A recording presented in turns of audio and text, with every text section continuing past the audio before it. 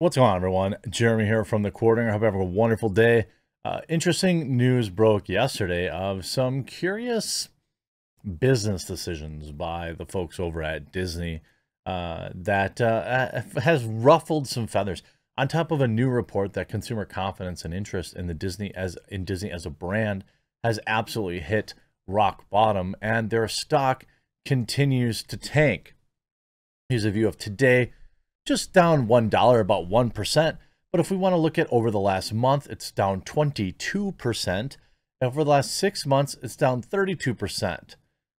I mean, year to date, 34%. Although that's a shorter period, that'd be like 5 months.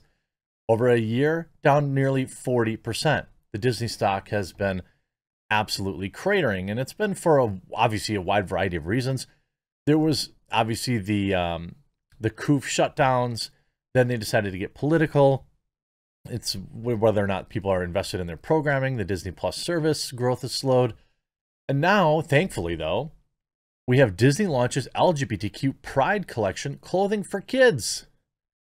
Promises to donate profits to LGBTQ organizations. Now, okay, sure. That's a fine thing to do, I guess. What I think is curious is the timing. And you know, when you're a company like Disney, there are decisions that are made for profit, right? The smart business decisions. And then there is this, which is a virtue signal.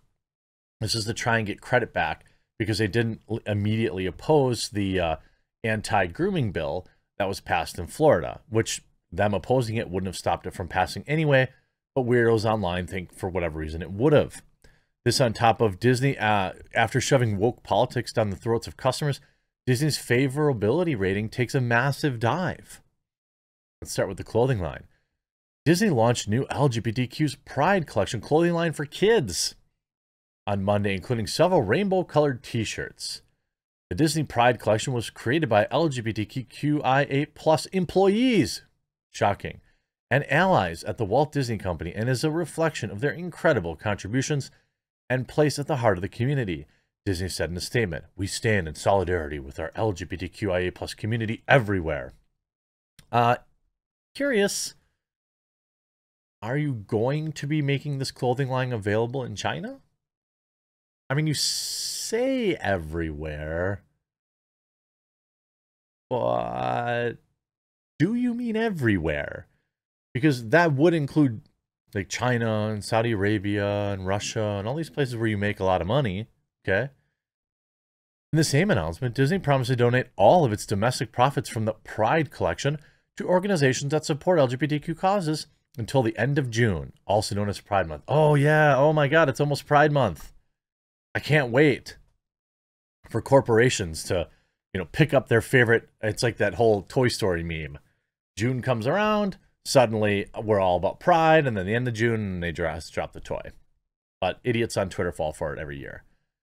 Groups designated to benefit from their sale includes all sorts of organizations. While Disney's Pride Collection clothing, both for kids and adults, comes in preparation for Pride Month, the move also comes as the company has been targeted by Florida's GOP office, Governor Ron DeSantis, and other Republicans. The company opposed the state's parental rights and education bill, legislation prohibiting grooming. In a Fox News interview in late March, DeSantis responded to Disney's criticism of the bill. This is a real bill that empowers parents. It protects our kids. And for a company like Disney to say that this bill should never have passed, for them to say that as California-based company are going to work to take those California values and overturn the law that was duly enacted, and as you said, supported by a strong majority of Floridians, they don't run this state. They will never run the state as long as I'm governor. Of course. Late April, of course, remember that DeSantis sent another bill stripping Disney of its special privileges that allowed the company to govern its land. It's just not, I'm just not comfortable having that type of agenda get special treatment in my state, DeSantis said when discussing the bill. Disney, of course, then held an all-hands-on-deck meeting in March, and a Disney executive engineer told employees that the company welcomed her not so secret at all gay agenda. That's a quote. They're turning it around, Latoya Ravino said in reference to Disney's leadership. And all the momentum that I felt, that a sense of, I don't have to be afraid. Let's have these two characters kiss in the background. wherever I could. I was basically adding queerness to show if you see anything queer in the show, the Proud Family, no one would stop me, and no one was trying to stop me. Look, I don't go so far as to say like this stuff should be banned or, you know, that's, you know, I don't know. I don't go that far.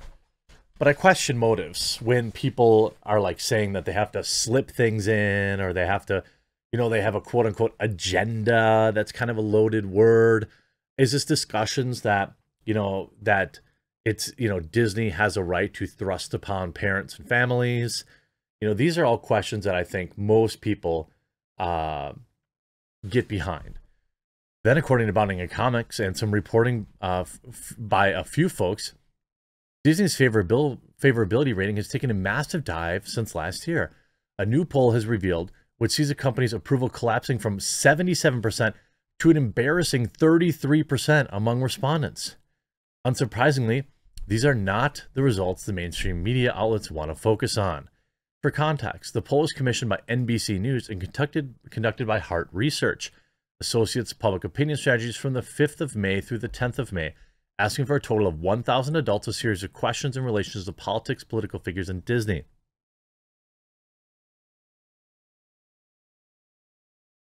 Conversely, other institutions and political affiliations mentioned in the poll commissioned by NBC to include the United States Supreme Court, Democratic Party, blah, blah, blah, blah, blah, blah, blah.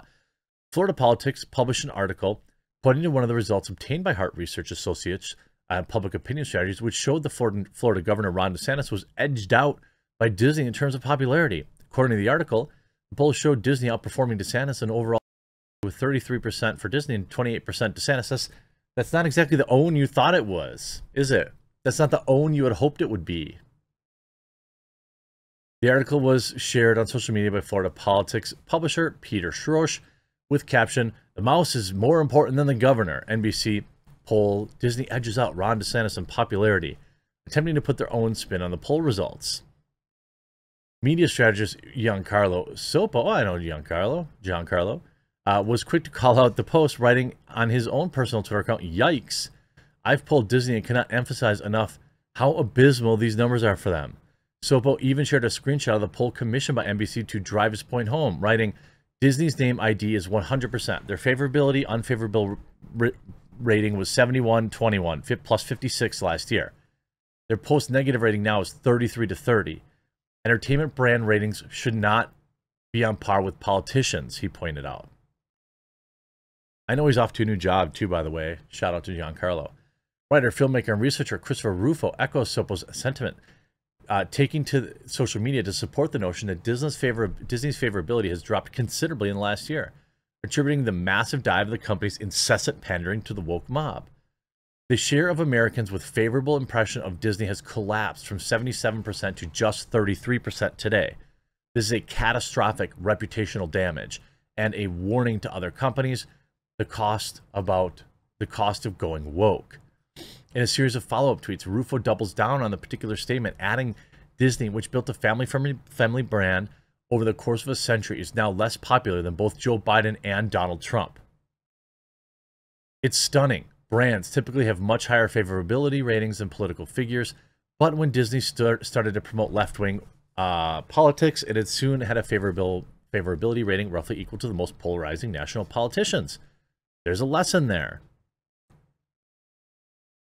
We will see if this translates into financial consequences at the next quarterly earnings report. The most recent quarterly earnings report only covered through April 2nd, before the leaked video drove the media cycle and before the DeSantis legislation.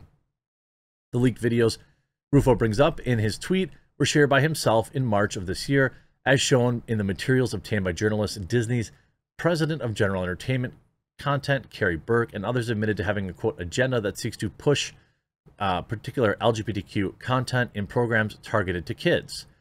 In one of the videos, Burke, who claims to be the mother of a trans pan child, pointed out how important it was to have many, many, many LGBTQIA characters in our stories. Yeah, I mean, why wouldn't you represent 2% of the population as if it were 70%? I mean, why wouldn't you do that, right? That's what, you know, that's what this is all about, right? Like, these people are obsessed, and it's destroying their businesses, and I couldn't be happier about it. Like, literally, I couldn't be happier. If Disney closed tomorrow, the world would be a better place. And I just don't see any argument against that. I hope you enjoyed this video. Thank you to everyone who made it to the end and headed over to, and if you get a chance, head on over to coffeebrandcoffee.com.